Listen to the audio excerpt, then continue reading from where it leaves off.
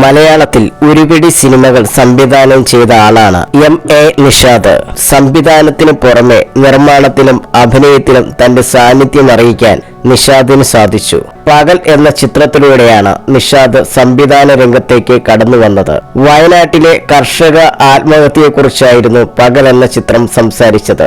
ഇപ്പോൾ ഈ സിനിമയെക്കുറിച്ച് ക്യൂ സ്റ്റുഡിയോയോട് സംസാരിക്കുകയാണ് എം.എ. നിഷാദ്. എന്റെ സിനിമയിലെ അഭാജ്യ ഘടകമാണ് തിലകൻ ചേട്ടൻ. അദ്ദേഹം മരിക്കുന്നതുവരെ ഞാൻ 6 സിനിമകൾ സംവിധാനം ചെയ്തിട്ടുണ്ട്. 6ലും അദ്ദേഹം അഭിനയിച്ചിട്ടുണ്ട്. ഞാൻ സംവിധാനം ചെയ്ത ആദ്യ സിനിമയിൽ അദ്ദേഹം വളരെ നല്ലൊരു ക്യാരക്ടറായിരുന്നു ചെയ്തത്. പക്ഷെ തിലകൻ ചേട്ടനും പൃഥ്വിക്കും നേരെ അപ്രഖ്യാപിത വിലക്കുണ്ടായിരുന്ന സമയത്തായിരുന്നു ആ സിനിമ ഞാൻ ചെയ്തത്. ആ സിനിമ ഇറക്കാൻ സമ്മതിക്കില്ലെന്ന് പല സിനിമക്കാരും പറഞ്ഞു. ഞാനത് കാര്യമാക്കാതെ മുന്നോട്ടു പോയി. ഞാൻ തന്നെയാണ് ആ പടം ഡിസ്ട്രിബ്യൂട്ട് ചെയ്തത്. ആ സമയത്ത് എനിക്ക് ഇൻഡസ്ട്രിയിൽ നിന്നും നല്ല പ്രഷർ ഉണ്ടായിരുന്നു. ഒരുപാട് ആളുകൾ എന്നെ വിളിച്ചിട്ട് ആവശ്യമില്ലാത്ത പണിക്കാണ് നിൽക്കുന്നത് എന്ന് വാൺ ചെയ്തു. ആവശ്യമില്ലാത്ത പണി ചെയ്യുന്നതായിരുന്നു എനിക്കിഷ്ടം.